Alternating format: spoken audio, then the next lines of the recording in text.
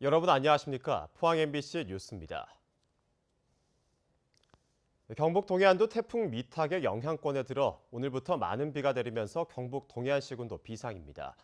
지난번 태풍 타파 피해도 채 복구하지 못한 상태에서 또다시 큰 피해가 우려되는데 포항시는 저수지물을 미리 방류하는 등 피해 최소화에 분주한 모습입니다. 김기영 기자입니다. 포항 남구 지역 최대 저수지인 오어지는 일찌감치 지난 토요일부터 물을 빼고 있습니다. 소방서 양수기까지 동원하자 저수율은 68%에서 55%까지 낮아졌습니다.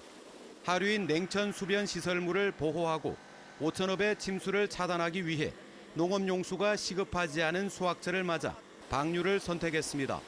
시민 안전을 최우선으로 하는 우리 시 입장에서는 저수량을 최대한 줄여서 폭우가 왔을 때 저수지가 폭우를 감당해낼 수 있도록 하는 것이 가장 중요합니다. 지난 태풍 타파 때 효과를 보자 진전지와 흥해 용연지도 수문을 열었습니다. 노후 제방 보강공사가 한창인 소하천에도 유실을 막기 위해 부직포를 깔고 있습니다. 문제는 농작물, 사과는 11월에 수확하는 만생종이 대부분이어서 미리 딸 수도 없는 노릇이고 지난 태풍에 900헥타가 쓰러진 피해를 입은 변호는 침수가 안 되도록 대비하는 게 중요합니다.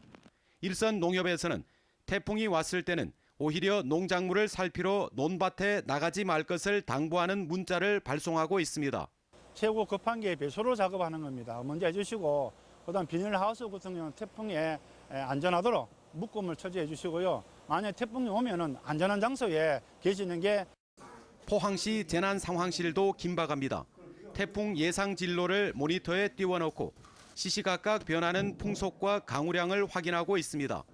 죽도동과 송도, 해도동 등 침수에 취약한 지역 주민 대피 계획을 수립하고 배수 펌프장 시설 점검과 소형 어선은 육지에 인양하고 있습니다.